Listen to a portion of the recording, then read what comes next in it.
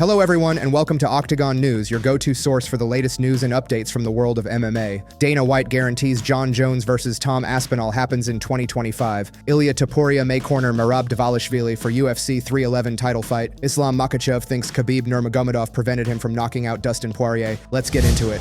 UFC star Ilia Topuria could end up being in the corner of Merab Dvalishvili for his title fight at UFC 311 next weekend. Right now, Ilia Topuria is one of the biggest stars in all of mixed martial arts. He is the UFC featherweight champion, he's built up a huge name for himself, and last year he knocked out both Alexander Volkanovski and Max Holloway. If that isn't impressive, we truly don't know what is. Right now, Topuria has no fight signed, but plenty of featherweights are eager to challenge for his belt. As it turns out, we could see Topuria earlier than expected, in the corner of Merab Dvalishvili when he battles Umar Nurmagomedov at UFC 311. Yeah, I'm gonna ask Ilia if he wants. I'm here in Vegas, live here, training here at Syndicate MMA, and John Wood is coaching me, and Ray Longo will fly out from New York, and Aljama is telling my best friend and training partner will be with me. I'm gonna ask Ilia if he has the time, and go from there. Do you believe we will see Ilia Topuria in Merab Dvalishvili's corner at UFC 311? In terms of the fight itself, how likely do you believe it is that he'll get the win and retain the belt?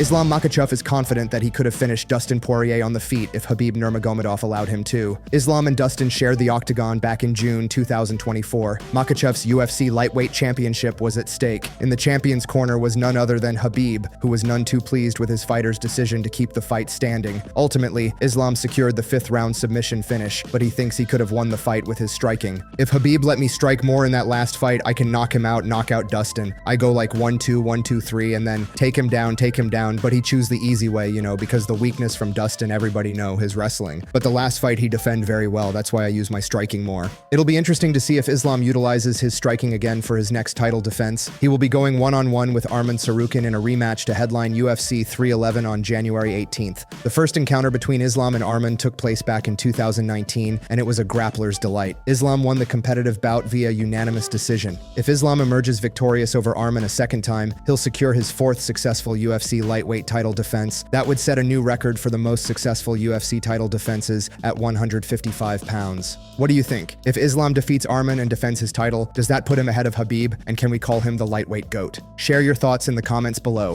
UFC CEO Dana White is optimistic that the biggest fight of 2025 will become a reality. He shared updates on ongoing negotiations for a heavyweight unification bout between champion Jon Jones and interim champ Tom Aspinall. White emphasized that this matchup would be the biggest fight in heavyweight history. When directly asked if fans could expect it to happen in 2025, he confidently guaranteed 100%. Let me tell you what's weird about that. So usually those guys say that shit about not wanting the fight behind the scenes and not publicly. Jon says that shit publicly but not behind the scenes. Jon is a very unique individual to deal with. From day one, I've been confident that Jon Jones would do that fight, right? Even before the fight, I said if he won, there's no way Jon doesn't do this fight. Jon Jones isn't afraid to fight anyone, and that's a fact. The only odd moment in his career was when his team refused to fight Chael Sonnen on short notice at UFC 151. That decision wasn't his, it was his team's. But other than that, Jon Jones behind the scenes is not a guy that turns down fights. Jones's biggest criticism about the fight boils down to Aspinall's lack of big fight experience, where a win wouldn't really add much to his resume and overall legacy. While Aspinall sports an impressive 8-1 record in the UFC, he's only competed in 2 interim title fights, and that pales in comparison to Jones's nearly unblemished resume, which includes victories in 16 championship bouts. Who do you think will win, Tom Aspinall or Jon Jones? Share your thoughts in the comments below.